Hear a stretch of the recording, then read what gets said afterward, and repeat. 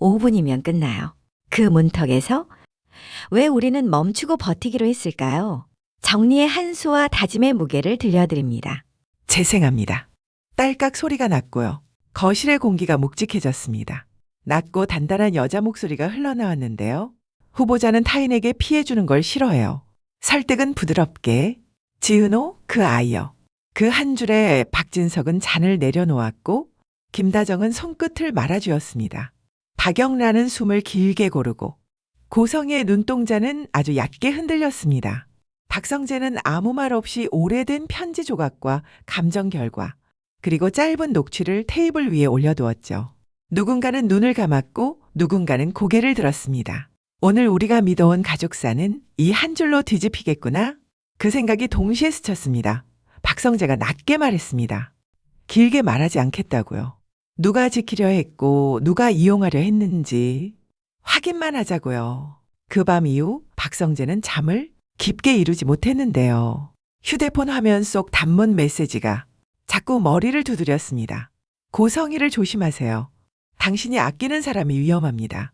장난처럼 보일 수도 있었지만 사람 마음은 어떤 문장에서 과거 서랍까지 덜컥 열려버리기도 하더라고요. 숫자와 근거로 움직이던 박성재도 이번만큼은 심장이 먼저 반응했습니다. 지은호가 불쑥 떠오르는 순간 화면에서 새어나오는 빛이 칼날처럼 차갑게 느껴졌습니다. 다음 날 이지혁은 말수가 더 줄었습니다. 보고서를 넘기면서도 시선은 자꾸 문 쪽으로 갔고요. 스스로를 다잡는 문장을 마음속에 몇 번이고 반복했습니다. 말을 미루는 건 책임을 미루는 거다. 그래서 결국 이지혁은 결심을 짧게 만들었습니다. 네가 싫다 하면 멈출게. 그런데 네가 힘들어서 멈춘다면 그건 같이 버티자. 이 사람은 이상할 만큼 복잡한 마음을 간단한 문장으로 꿰는 재주가 있었는데요. 그래서 더 믿음이 갔습니다. 그 시간 지은우는 카페 문을 닫아두고 도면 위에 연필을 굴리고 있었는데요. 전화를 받아주고 부탁을 들어주고 아무 말 없이 들어주는 사람이 되다 보면 내 마음은 자꾸 뒤로 미뤄지더라고요. 이상한 통화가 몇 번 왔지만 제가 알아서 처리할게요 하고 혼자 끊었습니다. 민폐를 싫어하는 성격이니까요. 그게 늘 가장 쉬운 선택처럼 보였거든요. 그런데 쉬운 선택일수록 뒤가 무거울 때가 있습니다. 그날 저녁 박성재가 조심스럽게 다가와 물었습니다. 은호 씨, 혹시 최근에 낯선 연락 받았나요? 지은호는 짧게 미소 지었습니다.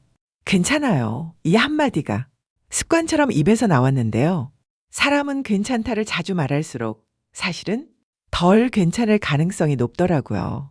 박성재는 미소 너머에 깔린 피로를 읽어냈습니다. 괜찮지 않으면 제일 먼저 저한테 말해요. 그 문장은 지키고 싶다는 마음을 욕심처럼 들리지 않게 말끝을 낮춘 형태였습니다. 덕분에 부담이 아니라 안도의 숨이 먼저 나왔습니다. 며칠 사이 두 남자의 방식이 달라졌습니다. 이지혁은 한 걸음 가까이 다가서되 선을 넘지 않겠다는 약속을 앞세웠고요. 박성재는 한 걸음 옆에서 감당은 자신이 하겠다는 태도로 서 있었습니다. 둘 다 지은호를 중심에 두고 있었는데 지은호의 마음은 고맙다는 말 뒤에 숨어 천천히 흔들렸습니다. 저 지금은요. 선배들이 생각하는 그 마음을 받을 자리를 제가 못 만들었어요. 거절처럼 보이는 주저. 그러나 완전히 닫힌 문장은 아니었습니다. 나중에 내가 준비되면 이라는 여백이 분명히 살아있었거든요. 밤이 더 깊어가자 오래된 목록의 이니셜이 떠올랐습니다. 2호 세 글자. 검증과 지원 같은 친절한 단어들이 어떤 문맥에서는 칼날이 될 수도 있다는 걸 모두가 조금씩 배웠습니다. 지키려는 마음이 다른 누군가에게 도구가 되는 순간 그 마음은 선이 아니라는 사실 말이죠. 박성재는 그 사실을 복수 대신 정리라는 이름으로 붙잡기로 했습니다. 복수는 빠르지만 짧고 정리는 느리지만 오래 한다고 믿었으니까요.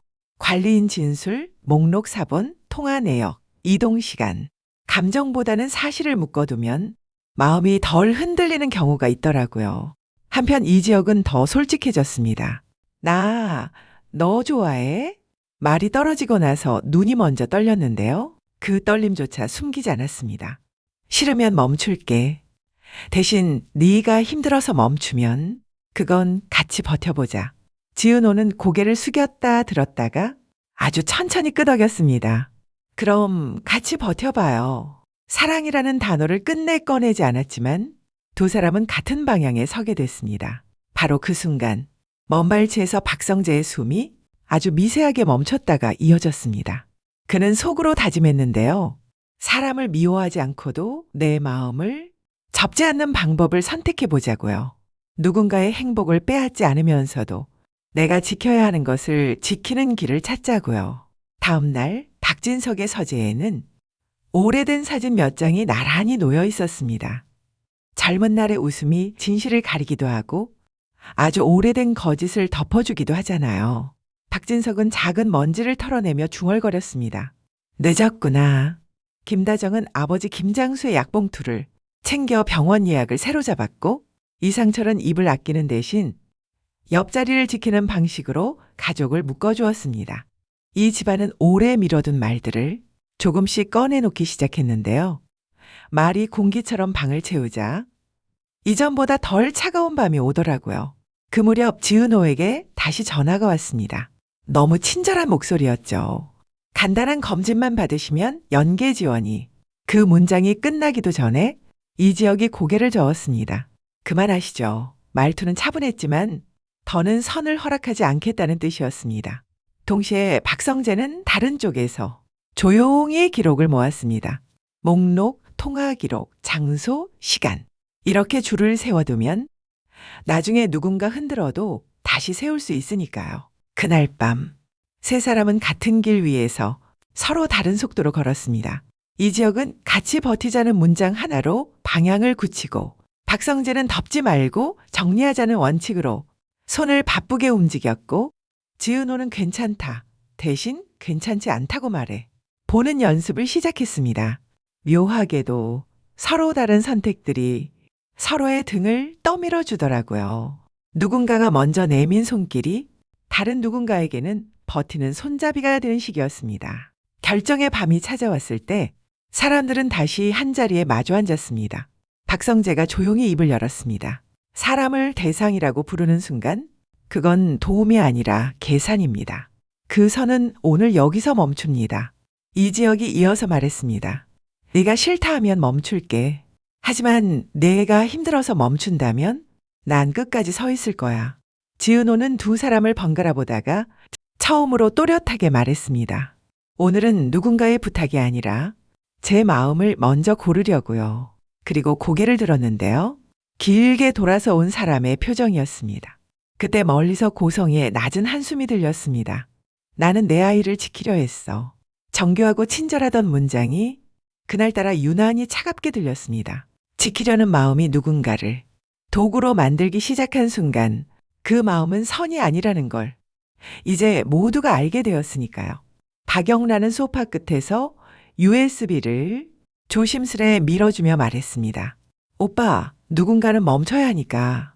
그 한마디가 방 안의 공기를 바꾸었습니다. 박진석은 사지를 내려다보며 늦었지만 이제라도 바로잡자는 듯 눈을 감았다 뜨고는 고개를 끄덕였습니다. 김다정은 숨을 고르고 이상철의 손을 잡았습니다. 이지혁은 지은호에게 마지막으로 짧게 말했습니다. 싫다면 여기서 멈추자. 지은호는 아주 작게 웃었습니다. 아니요, 오늘은 같이 버텨봐요. 그 말이 떨어지자 뒤편에서 박성재가 조용히 등을 펴며 혼자 한 말을 했습니다. 그래, 널 잡아야겠다. 그 문장은 소유가 아니라 책임에 가까운 어조였습니다. 붙잡아 가두는 손이 아니라 무너지지 않게 받치는 손에 가까웠습니다. 이상하게도 그 말은 누군가를 밀어내는 힘이 아니라 셋 모두를 버티게 만드는 힘으로 퍼졌습니다. 새벽이 올 즈음 사람들은 각자의 자리에서 다음 날을 준비했습니다. 박성재는 서류를 덮지 않았습니다. 덮지 않고 정리하자 이 원칙을 지키기 위해 목록의 빈칸을 메우고 통화 기록에 메모를 남기고 시간표를 겹쳐보았습니다. 포스트잇 위엔 이번에는 숨기지 말고 말하자. 이상철은 짧게 말했습니다. 그래, 밤이 끝나갈 무렵 아주 짧게 이렇게 적었습니다. 오후 3시 확인, 오후 7시 동행. 이지혁은 메신저 창을 비워두고 대신 캘린더에 작은 파란 점을 찍었습니다. 멈춤 룰 유지. 버팀 합의 이행.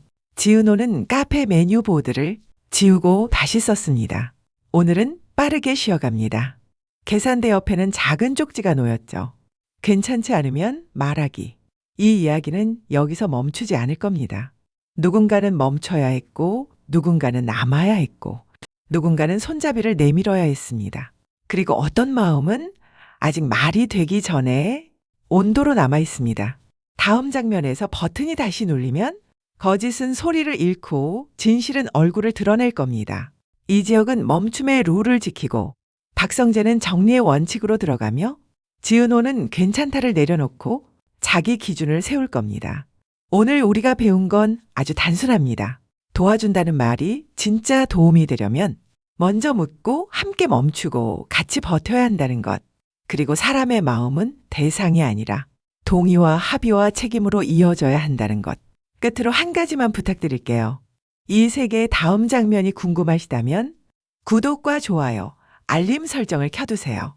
이어지는 예고편은 이곳에서 바로 계속됩니다. 다음 장면에서 우리는 미뤄두었던 한 질문과 드디어 마주하게 될 겁니다. 당신의 도움은 정말 그 사람을 위한 것이었나요? 아니면 당신을 안심시키기 위한 말이었나요? 그리고 그 답을 각자의 자리에서 고르게 될 겁니다. 감사합니다.